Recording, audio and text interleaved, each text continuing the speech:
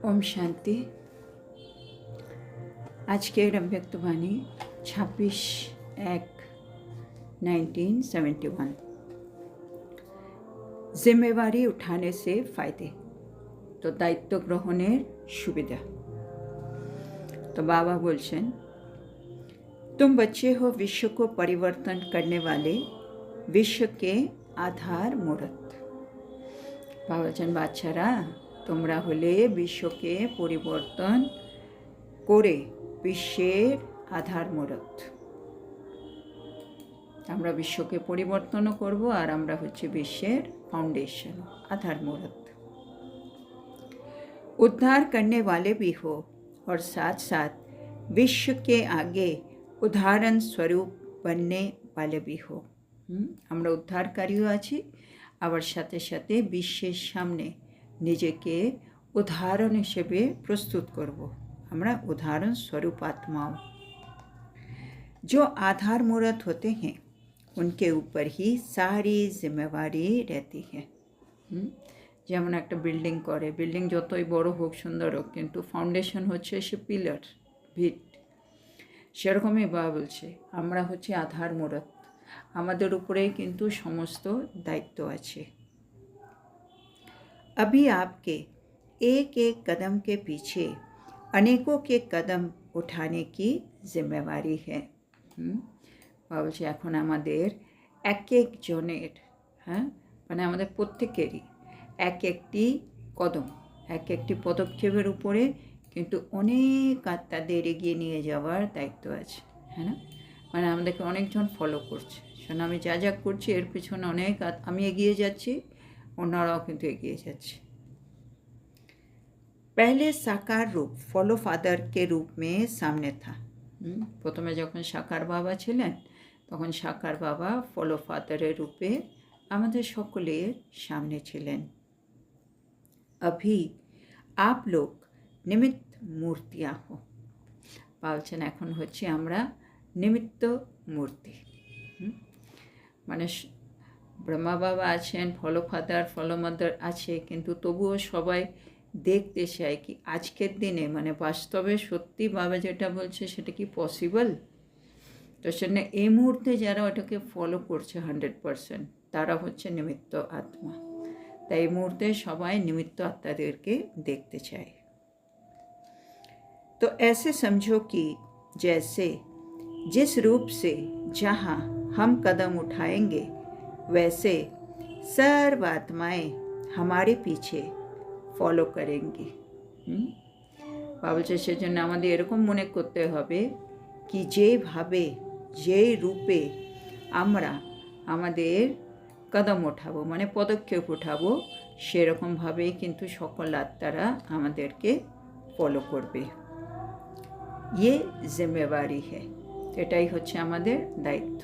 মানে আমাদেরকে ভেবে চিনতে পদক্ষেপ উঠাতে হবে, কারণ আমরা জানি অনেক আত্মারা আমাদেরকে ফলো করছে।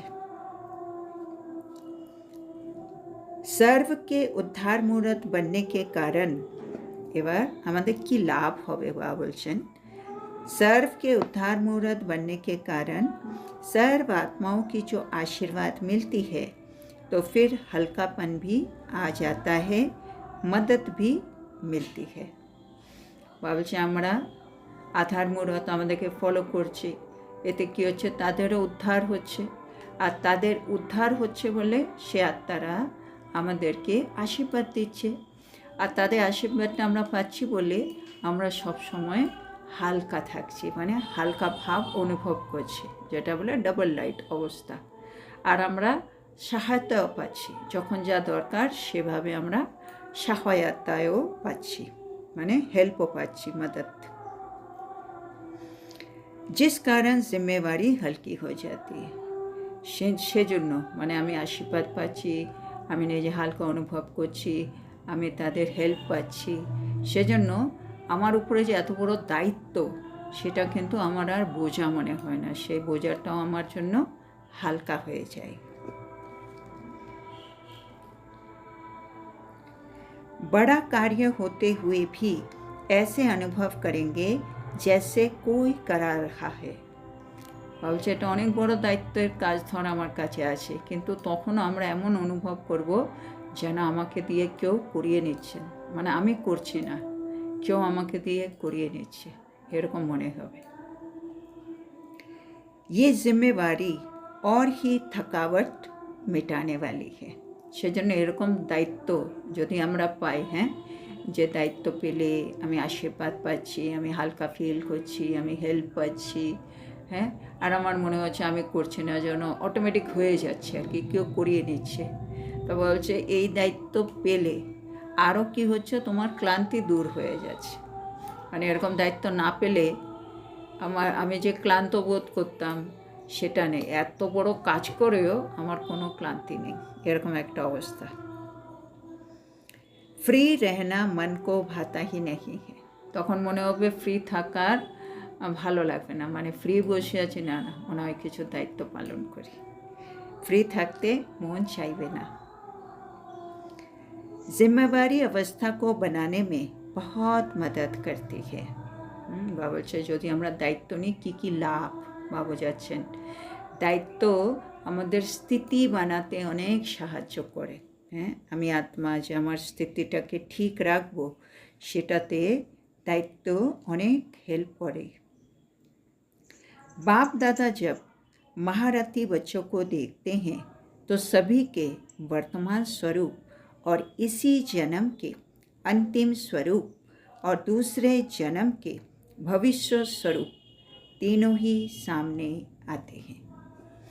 মানে বাবা যখনই মহারথী বাচ্চাদেরকে দেখেন, তখন বাবা তাদের তিনটে স্বরূপে দেখেন তাদেরকে। বর্তমান ব্রাহ্মণ স্বরূপ, তারপরে এই জন্মেরই অন্তিম স্বরূপ, মানে আমাদের ফরিস্তা স্বরূপ, যেখানে ব্রাহ্মণ জীবনে আমি ব্রাহ্মণ ফরিস্তা হব, আর পরবর্তী জন্মের ভবিষ্য স্বরূপ, মানে দেবতা স্বরূপ। তিনটে স্বরূপ সামনে দেখেন। आप लोगों को ये फीलिंग स्पष्ट रूप में आती है कि ये हम बनने वाले हैं, हम ताज व तख्तधारी होंगे। এটা তো বাবা দেখছেন, বাবা এবার আমাদেরকে জিজ্ঞেস করছেন আমরা কি স্পষ্টভাবে অনুভব করি কি এটাই আমি কিন্তু হতে চলেছি, মানে আমার স্বরূপ আমার সামনে কি থাকে, আমার মুকুট, আমার সিংহাসন, সব কিছুকে আমি আমার সামনে দেখতে পারি কি আমি সিংহাসনে বসে আছি, আমার মাথায় একটা মুকুট আছে, এটাই আমি হতে চলেছি, এরকম বাবা বলছে একটা ফিলিং আসে তোমাদের ভেতরে। आगे चल के ये भी अनुभव करेंगे। বাবা বলছে এখন যদি নাও আসে, আগামী দিন কিন্তু এটা তোমরা ফিল করবেই ভবিষ্যতে।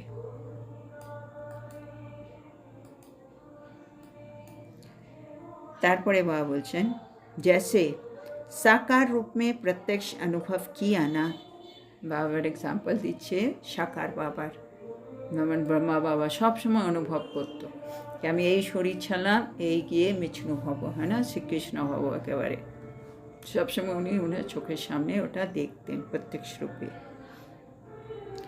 कर्मातीत अवस्था भी स्पष्ट थी और भविष्य स्वरूप की स्मृति भी स्पष्ट थी, है ना, মানে বাবার ব্রহ্মা বাবার সামনে কর্মাতীত অবস্থা ওনার সেটাও স্পষ্ট ছিল, আর ওনার ভবিষ্যের স্বরূপ, হ্যাঁ না, মানে শ্রীকৃষ্ণ হব সেটাও স্পষ্ট ছিল, আর নিজের ফরিস্তা স্বরূপ আমি হচ্ছে এই ব্রহ্মা হব এখন যে সূক্ষ্মবর্তনে আছে, বাবার সামনে দুটোই কিন্তু স্পষ্ট ছিল। भविष्य संस्कार इस स्वरूप में प्रत्यक्ष दिखाई देते थे, আর ভবিষ্যতে উনি কি হবেন সেটা আজকের বর্তমান স্বরূপে কিন্তু সব প্রত্যক্ষ দেখা যেত, হ্যাঁ না, উনি যখন ফরিস্তা হয়ে যাচ্ছেন তখন অনেক আগের থেকে ওনার মধ্যে সে ফরিস্তা স্বরূপের ভাব ভঙ্গিমা সব দেখা যেত। উনি হাঁটছেন, মনে হচ্ছে যেন উড়ে যাচ্ছেন, উনি সব সময় যেন বাবাকে স্মরণের মধ্যে ডুবে আছেন, এই দুনিয়াতে নেই, আছে তবুও নেই, সব ফিলিংগুলো আগের থেকেই দেখা যায়।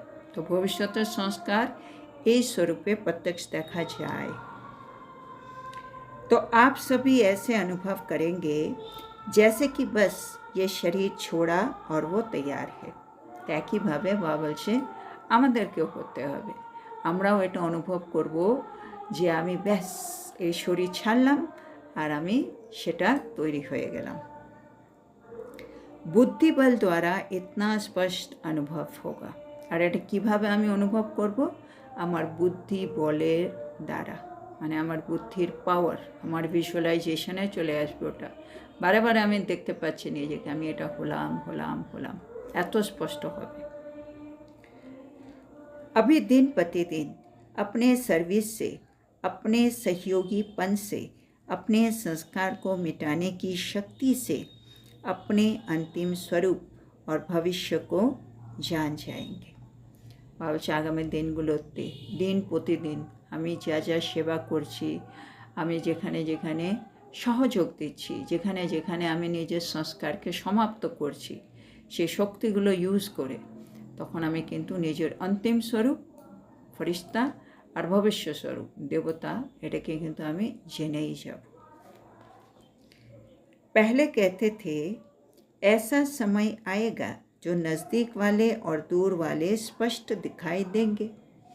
বলছে প্রথমেই বলেছিলাম এমন একটা সময় আসবে, বাবা আগেই জানিয়েছিলেন, যখন নিকটতম আর দূরের স্বরূপ কিন্তু স্পষ্ট দেখা যাবে। लेकिन अब वो समय चल रहा है, মানে দেখা যাবে, বাবা বলেছিল এমন একটা সময় আসবে, বাবা বলছে ওই সময়টা অলরেডি এসে গেছে, ওই সময়টা এখন চলছে। जो देवी परिवार की आत्माएं हैं वो समझ सकती है कौन कौन समीप रतन है। বাবা বলছে যারা দৈবী পরিবারের আত্মা তারা কিন্তু বুঝতে পারছে কে কে নিকটতম রত্ন আছেন।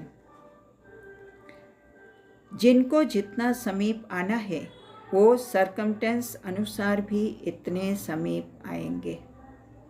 বাবা বলছে মানে এটা ড্রামাতে অলরেডি মানে নথিভুক্ত আছে কি, যারা যত নিকটে আসার তারা মানে এমন পরিস্থিতি তৈরি হবে তারা অতই নিকটে চলে আসবে।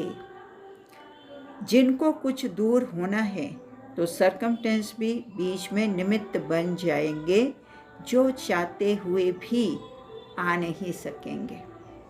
আর যারা দূরে যাওয়ার তা পরিস্থিতি মাঝখানে নিমিত্ত হবে আর কোনো একটা কারণ তৈরি হবে, আর সেই জন্য ওরা না চাইলেও কিন্তু কাছে আসতে পারবে না, মানে দূরে চলে যাবে।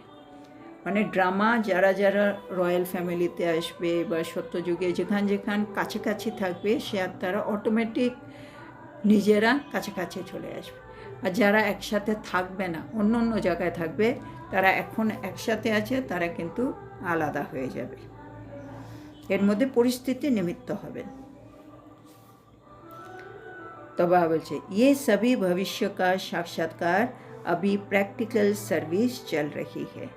बाबा बोलছে এগুলো সব ভবিষ্যতের সাক্ষাৎকারের এখন প্র্যাকটিক্যাল সার্ভিস চলছে। अपने भविष्य को जानना अब मुश्किल नहीं है। মানে বাবা বলছে আমরা আমাদের ভবিষ্যৎকে এখন অনেক সহজে কিন্তু জানতে পারবো, সেটা আমাদের মানে আমরা নিজের ভবিষ্যৎটাকে জানি, এটা আমাদের জন্য এখন কিন্তু কোনো পরিশ্রমের কাজ নয়, কোনো মুশকিল নয়। हर एक को व्यक्तिगत अपने लिए भी कोई विशेष प्रोग्राम रखना चाहिए। বাবা বলে আমাদের প্রত্যেককেই ব্যক্তিগতভাবে নিজের জন্য বিশেষ কিছু প্রোগ্রাম রাখা উচিত। जैसे सर्विस आदि के और प्रोग्राम बनाते हो वैसे सवेरे से लेकर रात तक बीच बीच में कितना और कैसे अपनी याद की यात्रा पर अटेंशन रखने के लिए प्रोग्राम रख सकते हो, ये डायरी बनानी चाहिए। বা বলছেন এখন আমরা যে সেবার প্রোগ্রামগুলো বানাই সেখানে সকাল থেকে রাত অবধি মাঝখানে মাঝখানে মানে আমি কতবার কীভাবে স্মরণের যাত্রার উপর অ্যাটেনশন রাখার একটা প্রোগ্রাম বানাতে পারি তার একটা ডায়েরি করে নেওয়া উচিত।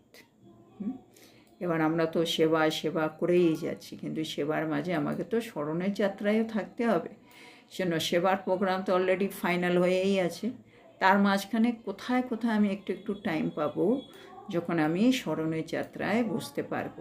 তারও একটা বাবা বলছে প্রোগ্রাম করে নাও একটা ডায়েরিতে, মানে এর সময় ধরো একটা টি ব্রেক হবে, এই 10 মিনিট আমি বাবাকে স্মরণ করতে পারবো। এই সময় ধরো একটা অন্যজনের সেবা আছে, আমি একটু হালকা আছি, এই সময় আমি একটু ইয়াদ কি যাত্রায় আমার স্মরণের যাত্রায় বসতে পারবো।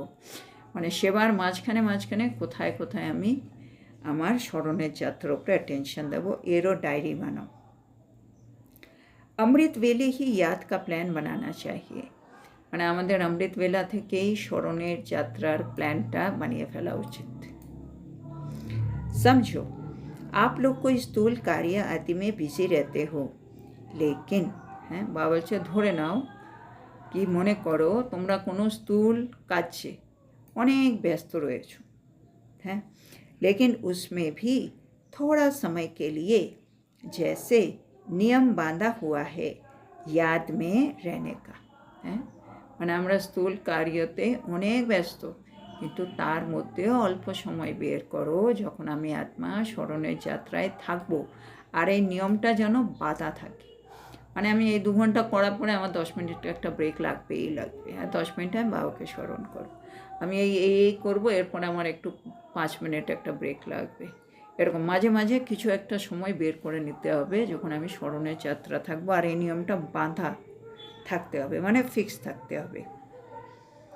उस समय दूसरों को भी 2-3 मिनट के लिए स्मृति दिलाओ, আর ওই সময় যে যখন আমি স্মরণের যাত্রায় আছি ওই 2-3 মিনিটের জন্য, তখন বাবা বলছে একটু অন্যদেরকেও স্মরণ করিয়ে দাও। अभी हमारा ये कार्य है, आप भी याद में रखो, কি এখন আমাদের তো এই কাজ আছে, চলো আমিও স্মরণ করছি তুমিও স্মরণ করো, এরকম মানে যখন আমি করছি আশেপাশে যারা আছে তাদেরকেও স্মরণ করাটা মনে করিয়ে দাও।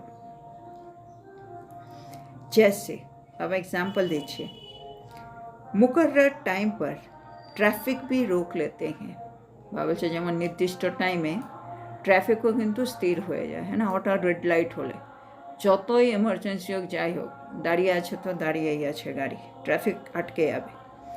कितना भी भले ज़रूरी काम हो, कोई पेशेंट को हॉस्पिटल में जाना होगा तो भी रोक लेंगे, है ना, মানে তখন বাবা বলছে যতই দরকারি খুব দরকারি কাজ হোক বা কোনো রোগীকে ধরো হাসপাতালে নিয়ে যাচ্ছে, সে গাড়িকেও কিন্তু ট্রাফিকের মধ্যে দাঁড় করিয়ে দেওয়া হয়। इस रीति जहाँ तक कर सको उतना टाइम टेबल अपना बनाओ, সেটা এই রীতিতে বাবা বলছে যতখানি করা সম্ভব তত টাইম টেবল নিজের জন্য স্মরণের যাত্রার অবশ্যই বানাও।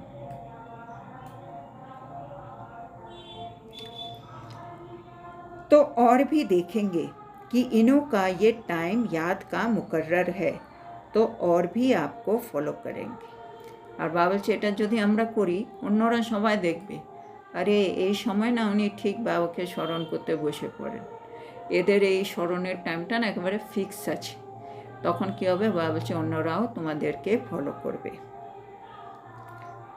कोई कार्य हो उनको आगे पीछे करके भी 2-4 मिनट का टाइम याद में रहने के लिए ज़रूर निकालो, বাবা বলছে যতই কাজ থাকুক না কেন, যতই বিশেষ কাজ হোক, কাজগুলোকে একটু আগে পিছু করে দাও, মানে এটা একটু 5 মিনিট পরে শুরু হলো আর ওদিকে একটু 3 মিনিট আগে শেষ হয়ে গেল, একটু আগে পেছনে করে ফেলো, তাহলে 2-4 মিনিট বেরিয়ে আসবে, এই 2-4 মিনিটে স্মরণে থাকো। এতে কি লাভ হবে? उससे वायुमंडल में भी सारा प्रभाव रहेगा, তাহলে আমাদের যে বায়ুমণ্ডল তার মধ্যে কিন্তু এর সমস্ত প্রভাব পড়বে। আমি যে সেবার মাঝে মাঝে যে স্মরণের যাত্রায় বসছি এর একটা ইফেক্ট থাকবে পুরো বায়ুমণ্ডলের মধ্যে।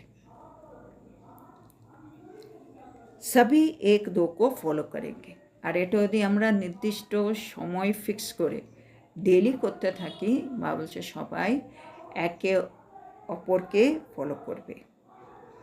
বুদ্ধি को भी রেস্ট মিলেগি, হ্যাঁ না, অন্যরা ফলো করলো আর আমার বুদ্ধি রেস্ট হলো, সেবাই এত বুদ্ধি ব্যস্ত ছিল, এই 5 মিনিট 10 মিনিট একটা ব্রেক পাচ্ছে, বুদ্ধিও রেস্ট পেল, और শক্তি भी बढ़ेगी, আর আমার মধ্যে आत्मार मध्य शक्तिए भरছে और वायुमंडल को सहयोग मिलेगा और वायुमंडलों पजिटिव होच्छे चार्जड होच्छे है ना तो वायुमंडलों सहयोग प्राप्त करছে तार माने एतगुलो लाभ होच्छे आमार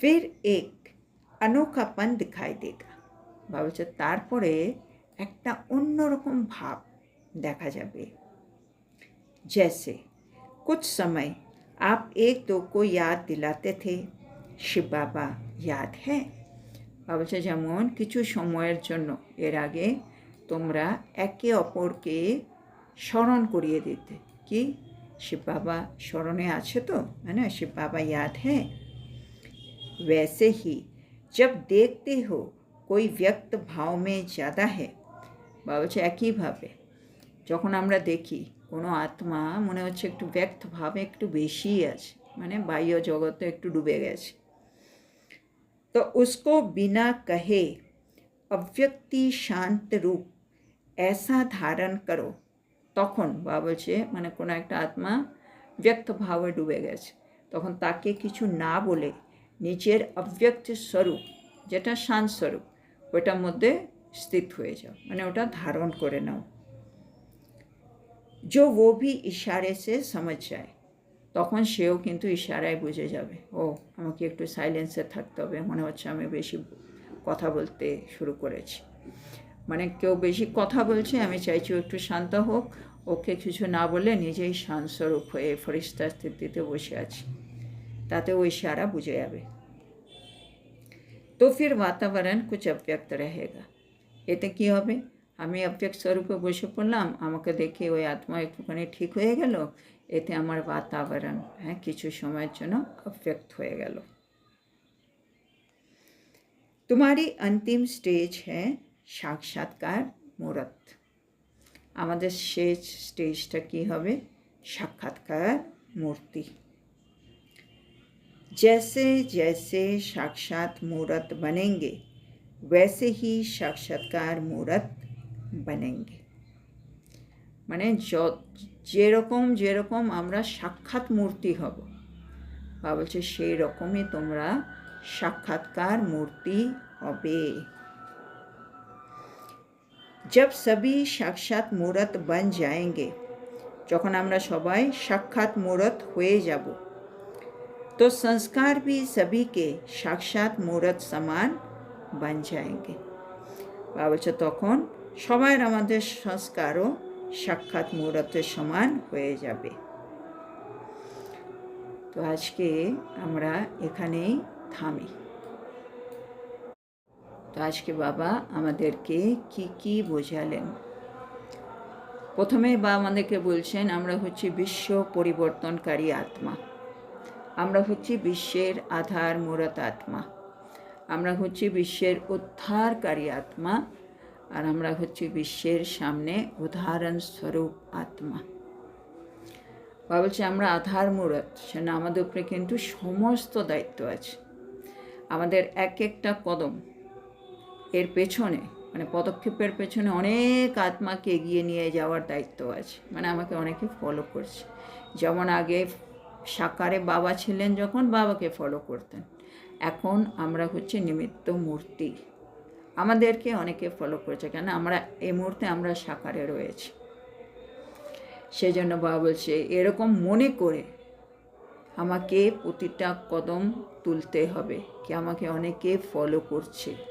আর এটাই হলো আমাদের দায়িত্ব এবার বাবা বলছে আমরা যখন আধার মূরত হব তাহলে অনেক আত্মা উদ্ধার হবে আর যখন আত্মাদের উদ্ধার হবে তাদের থেকে আমরা আশীর্বাদ পাব যত আমার কাছে আশীর্বাদ পাওয়া বলে না বা দুয়া ওকা খাতা জমা করো আশীর্বাদ পাচ্ছি মানে আশীর্বাদের খাতাটা আমার ভরছে তার মানে আত্মা এবার হালকা অনুভব করবে আর হালকা অনুভব করবে আর সাকারে কি হবে সে সহায়তা প্রাপ্ত করবে যখন যেরকম দরকার হেল্প ও পাবে তাহলে বাবা বলছে যে তোমরা দায়িত্ব নিয়েছো আধার মূরতের সে দায়িত্বটা এখন তোমার হালকা মনে হবে মানে এত বড় দায়িত্ব কিন্তু তোমার মনে হবে খুব হালকা কেউ যেন আমাকে দিয়ে করিয়ে নিচ্ছে আমার ক্লান্তি যেন দূর হয়ে যাচ্ছে তখন আর মন ফ্রি থাকতে চাইবে না, মনে হবে এই দায়িত্ব শেষ হলো, আরেকটা দায়িত্ব আসুক, ওই দায়িত্ব আমি পালন করি। বা বলছে এই দায়িত্ব স্থিতি বানাতে সাহায্য করবে। মানে আমি ফ্রি বসে থাকলে হয়তো আমার স্থিতি এত ভালো হতো না, কিন্তু এত বড় দায়িত্ব আমি নিয়ে যখন সেবা করছি, দেখা যাচ্ছে আমার মনের অবস্থা অনেক ভালো। সেজন্য দায়িত্ব স্থিতি বানাতে সাহায্য করে। তারপরে বাবা বলছেন, বাবা মহারথী যে বাচ্চারা আছে তাদের 3টে স্বরূপ সবসময় দেখছেন, বর্তমান স্বরূপ, এই জন্মের অন্তিম স্বরূপ, আর পরবর্তী জন্মের ভবিষ্যৎ স্বরূপ। বাবা বলছে একইভাবে আমাদেরও এইটার স্পষ্ট অনুভব হওয়া উচিত যে আমি কি হতে চলেছি, বা আমার ভবিষ্যৎ স্বরূপের মধ্যে আমি নিজেকে দেখে আমি মুকুট পরে আছি, আমি সিংহাসনে বসে আছি, এটা অনুভব হচ্ছে কিনা বাবা বলছে দেখতে, আমার কর্মাতীত অবস্থা আর আমার ভবিষ্যৎ দেবতা স্বরূপ। বাবা বলছে সাকার বাবার সামনে কিন্তু এই দুটো স্বরূপ কিন্তু সবসময় স্পষ্ট ছিল। উনি বারে বারে দাদিকে পাঠাতেন, গিয়ে উপরে গিয়ে দেখে এসো, আমার মানে সূক্ষ্ম ফরিস্তা স্বরূপ ব্রহ্মা আর আমার মধ্যে কতটা তফাৎ আছে।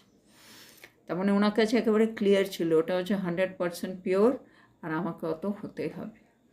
আর ভবিষ্যৎ স্বরূপ ওনার সামনে একেবারে ক্লিয়ার ছিল, আমি কৃষ্ণ হয়ে জন্মাবো, এই যে আমার এই ছাড়লাম এই গেলাম।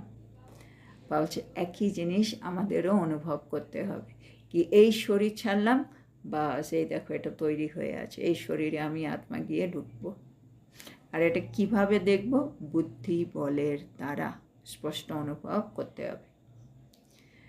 তারপরে বাবা বলছে এখন দিন প্রতিদিন সেবা তো বাড়বে, কিন্তু সেবা বাড়তে বাড়তে আমাকে নিজের সহযোগীও হতে হবে, নিজের সংস্কারকে সমাপ্তও করতে হবে, নিজের মধ্যে শক্তিও ভরতে হবে, আর নিজের অন্তিম স্বরূপ আর ভবিষ্যৎ স্বরূপ দুটোকে স্পষ্টভাবে জেনেও নিতে হবে। তারপরে বাবা আরেকটা জিনিস বলছেন কি এই যারা যারা সমীপ রত্ন হবে তারা কিন্তু পরিস্থিতি এমন মানে চেঞ্জ হবে, সার্কামস্ট্যান্স এমন হবে, তারা যতই দূরে থাক তারা কিন্তু কাছাকাছি চলে আসবে। আর যেসব আত্মারা কাছাকাছি থাকবে না, মানে সমীপ রত্ন হবে না একে অপরের, তারা পরিস্থিতি এমন হবে কি তারা কোনো না কোনোভাবে একে অপরের কাছ থেকে দূরে চলে যাবে। বাবা বলছে এটা অটোমেটিক হবে। তারপরে বাবা বলছেন যেমন আমরা সেবার জন্য আগের থেকে প্ল্যান তৈরি থাকে, সকাল থেকে রাত অবধি এই প্রোগ্রাম এখানে এই হবে, ওর মাঝখানে একটা তোমার পার্সোনাল প্রোগ্রাম রাখো বা ডায়েরিতে লেখো সকাল থেকে রাত অবধি আমি কোথায় কোথায় স্মরণে যাত্রায় থাকবো। বাবা বলছে যে যতই বিজি থাক কিন্তু কিছু সময় আমাকে বেঁধে বের করে নিতে হবে স্মরণে যাত্রার জন্য। সেটা 2-3 মিনিট হলেও হবে। আর ওই 2-3 মিনিটে বাবা বলছে নিজে তো স্মরণের যাত্রায় বসবে, আর আমার আশেপাশে যারা আছে তাদেরকে আমি মনে করিয়ে দেবো, হ্যাঁ না, স্মরণের যাত্রায় বসার জন্য। বাবা বলছে যেমন ট্রাফিক, যেই টাইমে ট্রাফিক স্টপ হবে তো স্টপ, তখন যে কোনো কারো যতই এমার্জেন্সি কাজ থাক স্টপ তো স্টপ। কোনো পেশেন্টকে হসপিটালে নিয়ে যাচ্ছে সেই গাড়িকেও কিন্তু আটকে দেবে।